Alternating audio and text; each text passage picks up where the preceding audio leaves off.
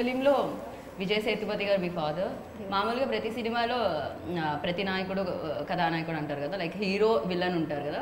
Hero villain ఆపోజిట్లో hero నుంచుంటూ ఉంటాడు, hero ఆపోజిట్లో విలన్ నుంచుంటారు. ఈ సినిమాలో ఎక్కువగా మీరు విలన్ ఆపోజిట్లో మీరు నుంచున్నారు.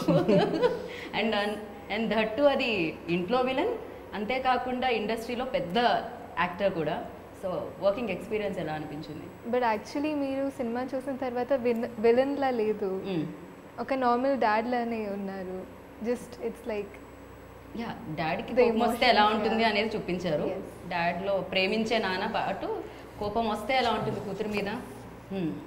కానీ ఆయనతో యాక్ట్ చేయడమే it's a big opportunity, that too in my first film.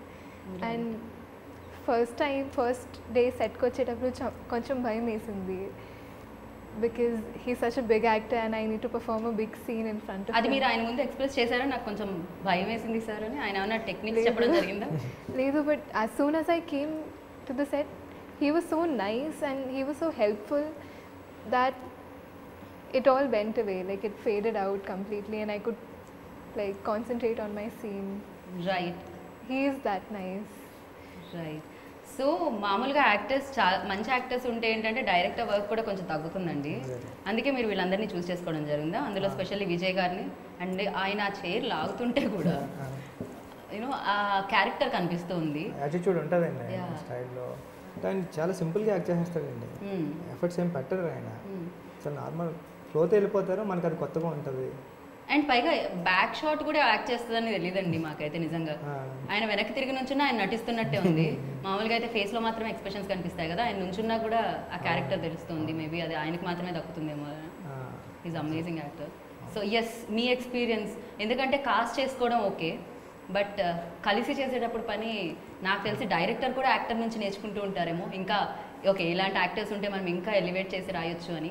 So Vijay గారి దగ్గర నుంచి మీ ఎక్స్పీరియన్స్ ఎలా ఉంది? అంటే విజయ్ సార్కి నేను నేరేషన్ ఇచ్చిన తర్వాత కూడా నాకు ఆయన బ్రదర్ ఎలా వెళ్దాం కొన్ని ఐడియాస్ పంపేవారండి. అక్కడ నుంచి ఎక్కడ షూటింగ్లో నుంచి ఉన్నప్పుడు నాకు ఒక ఐడియా వచ్చింది, చూడు చెక్ చేయ ఒకసారి, ఇది సెట్ అవుతుంది అలా పంపుతూ ఉండేవారండి. నేను వచ్చినప్పుడు ప్రతిరోజు క్యారవాన్కి వెళ్ళి ఆయనకి నేరేషన్ ఇచ్చేవాడిని అండి. చాలా ఎంజాయ్ చేసేవారు క్యారెక్టర్ని. అంటే ఎలా అంటే నిజంగా నాకు భయం వేస్తుంది ఒక్కొక్కసారి, విజయ్ గారి డ్రెస్ తీసేయండి సార్ ఫాస్ట్గా, మీ దగ్గర వచ్చి ఆయన ఆ డ్రెస్లో నేను అడ్జస్ట్ చేసుకోలేకపోయాను. నేను వెళ్ళి రాయన క్యారెక్టర్ ఉన్నది సార్ అనేవారు. సార్ అంటే అంటే చాలా సింపుల్ ఉంటారండి, చాలా చిన్న పిల్లల టైప్ ఉంటారు ఆయన. నేను క్లైమాక్స్ నేరేషన్ ఇచ్చాను, అక్కడికి వెళ్ళిన తర్వాత క్యారవాన్లో నేరేషన్ ఇవ్వడానికి వెళ్తే చెప్పన్నారండి. అంటే విజయ్ గారికి ఈ సినిమాలో అసలు క్లైమాక్స్లో ఒక డైలాగ్ కూడా ఉండదండి, అలానే చూస్తూ ఉంటాడు అంతే.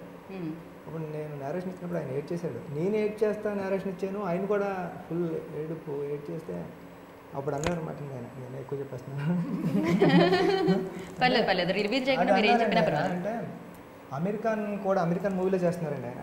అమెరికన్ కూడా నేరేషన్ ఇవ్వడానికి వచ్చినప్పుడు ఇలాగే ఏడిస్తే చెప్పి నేను ఏడ్ చేశాను, ఆయన ఏడ్ చేశాడు, సేమ్ ఫీల్ నీలో చూస్తున్నాను, సినిమా గ్యారంటీగా మంచి హిట్ అవుతుంది, అది కనెక్ట్ అయింది అని.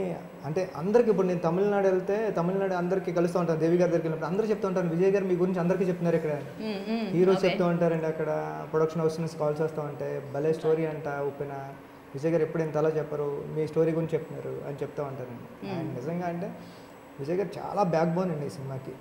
అంటే ఎంత మ్యూజిక్ ఎప్పుడు ఆల్వేస్ టాప్లో ఉంది. విజయ్ సేతుపతి గారు ఎప్పుడైతే సెట్లోకి ఎంటర్ అయ్యారో పాజిటివ్ ఎనర్జీ వచ్చేసిందండి సెట్ అందరికీ. ఇంకా అప్పటి నుంచి ఉప్పిన జనాల్లోకి వెళ్దాం.